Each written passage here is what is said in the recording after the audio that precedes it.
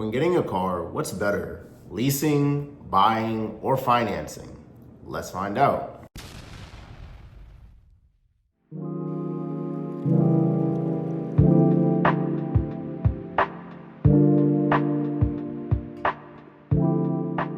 What's up, everyone? My name is Tierno, and welcome back to another episode of Middle Child Finance. And today's video, we're going to discuss the 3 ways of getting a car and help you determine which one is best.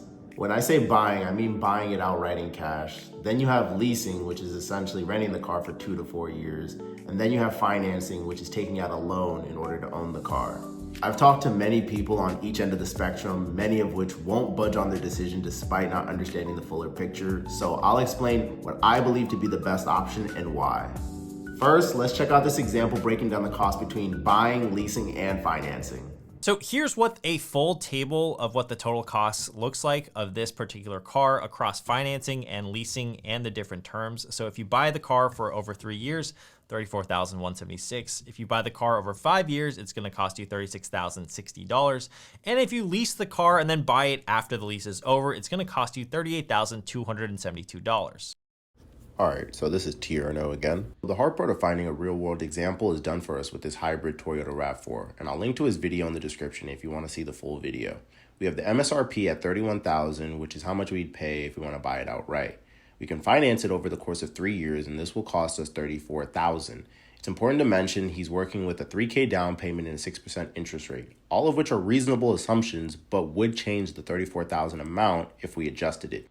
Last, we have a 3-year lease with a $3,000 down payment, which comes out to $17,000 over the course of the 3 years.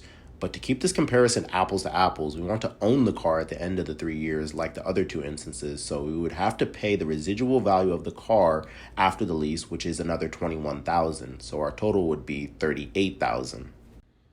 We can see leasing is the most expensive option and that the more economical decision would be to buy the car outright. But why?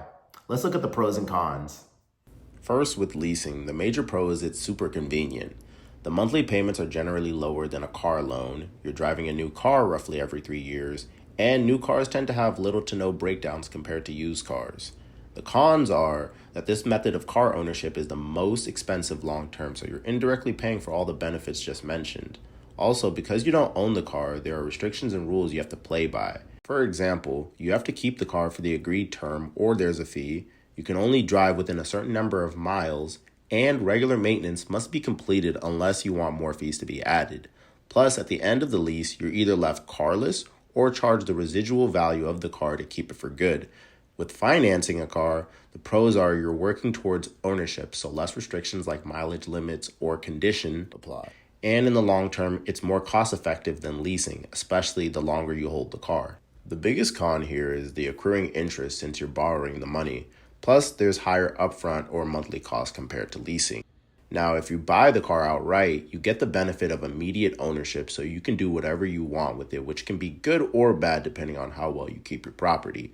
Plus, you save money on interest, and this route normally saves you the most money down the road if you keep the car for 5+ years and maintain it well. The downside is, of course, that you have to shell out a large lump sum of cash, and there's the opportunity cost of what that cash could have been doing, such as paying off other high-interest debt that you may have, or earning you money in a high-yield savings account or in the stock market. Now, I generally recommend buying a car outright if you can, because it's the more economical option, especially if you buy a car that's reliable and that you plan to keep long-term. It's very possible, and it's how I got my 2021 Honda Accord in 2023.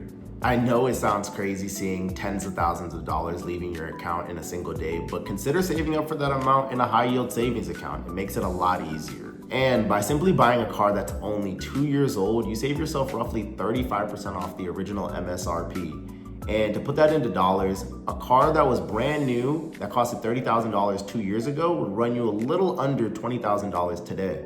If all that still isn't enough and you need a car immediately, I recommend going the combo route where you pay as much as you can up front and then finance the remainder of it.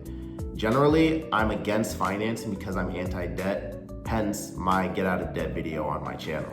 Most importantly, don't let anyone tell you that leasing is the more economical option to getting a car. It almost never is.